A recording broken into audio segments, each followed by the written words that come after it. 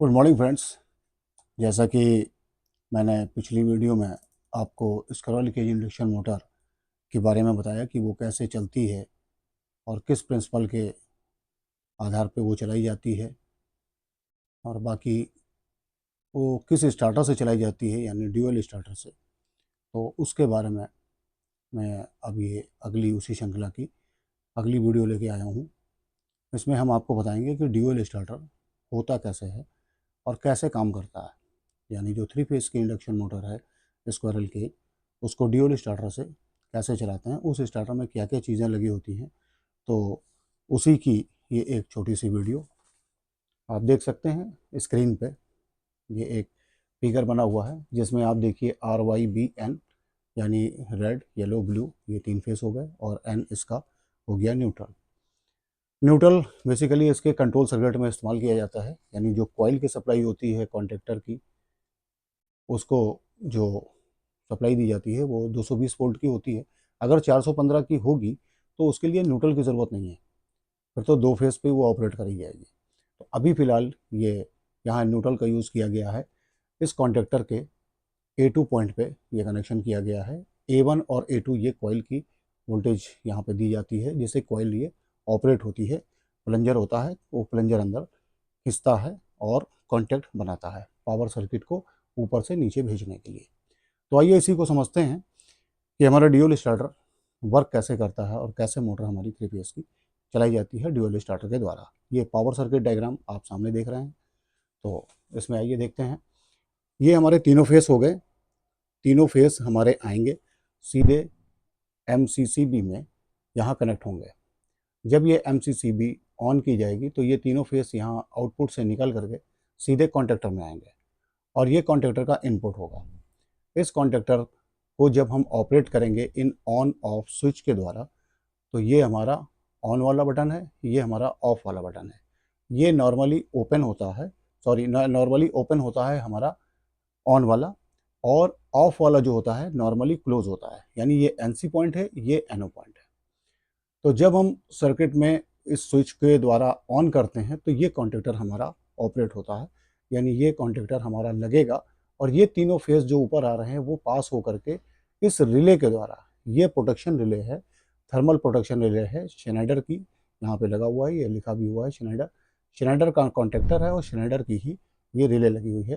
तो इस रिले से पास होके फिर सप्लाई तीनों फेज मोटर में जाती है। ड्यूअल का जो डेल्टा कनेक्शन है इसमें ड्यूअल स्टार्टर के द्वारा इस मोटर में जाती है और ये motor as a prime mover आगे जो भी सिस्टम इसका लगा होगा, यानी पंप लगा होगा या कोई व्हील लगा होगा, तो उसको ये घुमाएगी। तो ये पावर सर्किट डायग्राम है। आगे मैं चल के आपको कंट्रोल सर्किट डायग्राम भी समझाऊंगा।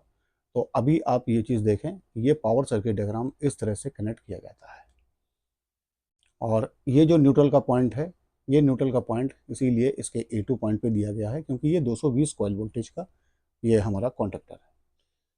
तो ये एक छोटी सी वीडियो ड्यूअल स्टार्टर के बारे में। अब ये समझ लीजिए आप कि ये मोटर में 3 फेस जो दिए जाते हैं उसके कनेक्शन कैसे होते हैं। उसके लिए हम थोड़ा पेपर और पेन का इस्तेमाल करेंगे जिससे कि हम आपको समझा सकें।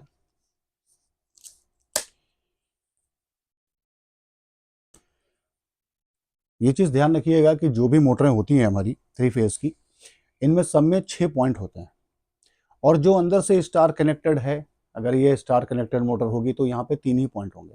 अगर आपके 6 निकले हुए हैं, 6 लीडें यहाँ पे, 6 आपके बोल्ट लगे हुए हैं और उसमें कनेक्शन टाइट हैं, तो आप ये समझ लीजिए कि ये डेल्टा और स्टार दोनों तरीके से काम कर सकती है। यानी आप स्टार कनेक्ट भी कर सकते हैं और डेल्टा बना करके सीधे 100% वोल्टेज यानी 415 वोल्ट डायरेक्ट भी दे सकते हैं।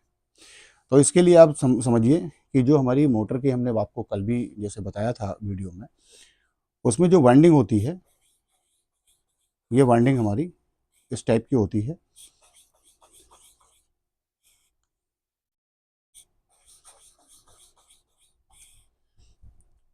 ये हमारा A1, ये A2, ये हो गया B1, ये हो गया B2, ये हो गया C1 और ये हो गया C2। यही 3 कॉइलें होती हैं इसके अंदर, मोटर के अंदर जो वाइंड की जाती हैं। 120 डिग्री एंगल पे, मैंने आपको कल भी बताया था, उस एंगल पे ये वाइंडिंग की जाती है। 3 फेज़ की मोटर है। तो ये जो 3 वाइंडिंग है, आर, वाई और बी, ये इनके नाम दिए जाते हैं। इन कॉइलों को अब अगर हम इसको डेल्टा कनेक्ट करना चाहेंगे तो ये कुछ इस तरह बनेगी।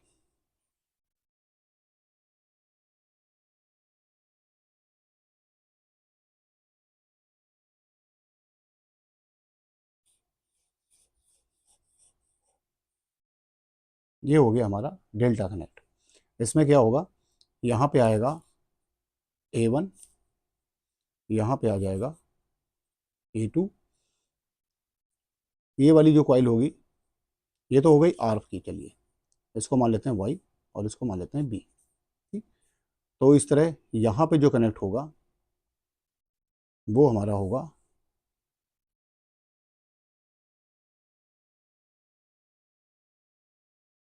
ये आपकी जानकारी के लिए मैं बता रहा हूँ कि मोटर के अंदर आपको इस तरह दिखेगा टर्मिनल प्लेट पे A1, A2, B1, B2, ये होगा C1 और ये आएगा C2। तो A1 के ठीक सामने हमारा C2 आ रहा है, तो यानी यहाँ पे हमारा C2 का वायर होगा, तो यहाँ पे क्या होगा, C1 होगा। अब C1 के ठीक सामने B2 आ रहा है, तो हमारा यहाँ पे B2 होगा और यहाँ पे B1 होगा। ठीक। यही 6 तार आपको इस तरह आपको दिखाई देंगे, जिसमें आप आर वाई बी सीधे सीधे कनेक्ट करते हैं और ये लिंक होता है। इस लिंक से ये शॉर्ट कर दिए जाते हैं और डेल्टा हमारा इस तरह से बनता है। यानी A1 और C2 के पॉइंट पे आर फेस, C2 पे आर फेस दे दिया, C1 और B2, C1 और B2 पे यहाँ बी फेस और इधर वाई फेस। तो ये 3 तार आपस में इस तरह जोड़े जाते हैं यहाँ पे और ये फिर डेल्टा कनेक्ट हो करके मोटर हमारी 100% वोल्टेज पे चलती है। अब अगर इसको हमें स्टार में चलाना है मोटर को, तो हम क्या करेंगे, हमारे A2, B2, C2 को इसको शॉर्ट कर देंगे और इसको शॉर्ट करने के बाद हम यहाँ पे आर, वाई और बी, ये तीनों फेस इसके अंदर इंसर्ट कर देंगे, कनेक्ट कर देंगे आपस में और यहाँ शॉर्टिंग लिंक लगा देंगे। तो इसमें शॉर्टिंग लिंक इस तरह लगाई जाती है, ये जो पत्तियाँ होती हैं, इन पत्तियों को खोल करके इधर लगा दिया जाता है। यानी आप ऐसे समझ लीजिए,